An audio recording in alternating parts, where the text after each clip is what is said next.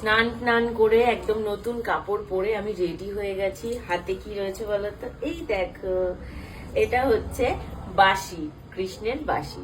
তো পিছনেই দেখতে পাচ্ছ এই যে আমাদের শ্বশুর বাড়িতে, মানে আমার শ্বশুর বাড়ির মন্দির যেটা, এটা হচ্ছে রাধা মাধবের মন্দির।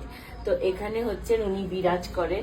তো আমি মানে ওনার জন্য এরকম একটা বাঁশি, আর হচ্ছে আমাদের রাধা রানীর জন্য এই যে এরকম একটা টিপ নিয়ে এসেছি, সোনার টিপ।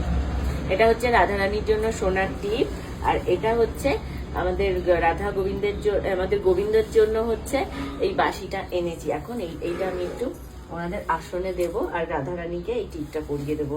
তো চলো, এই যে এটা সবসময় আটকানোই থাকে, এই যে মন্দিরটা আমি খুলে দিলাম।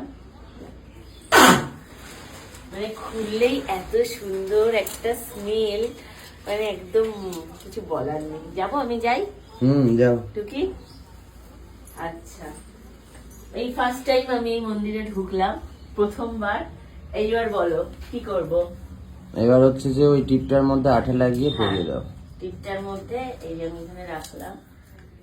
আগে কি বাঁশি দেবো না আগে টিপ দেবো? আগে বাঁশি দাও। আচ্ছা, বাঁশিটা কোথায় রাখবো? ওই যে পাশে বাঁশি রাখা আছে এখানে, তাই তো? পিছু উলু দাও। এই যে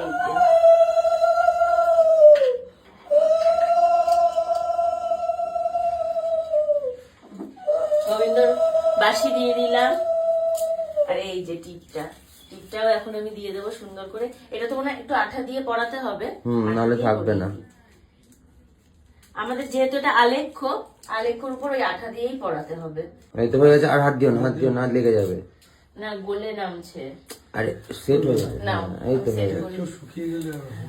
সুন্দর হয়ে গেছে। প্রণাম করে নাও, অ্যাঙ্গেল করে মাথা নিচু করে প্রণাম করবে। আমি কি এই দিক করে করতে পারবো না? হ্যাঁ, ওই যে লক্ষ্মীর ঝাঁপির দিকে মুখ করে করো। সোজাসুজি প্রণাম করতে নেই, মাথায় না। এই তো গায়ে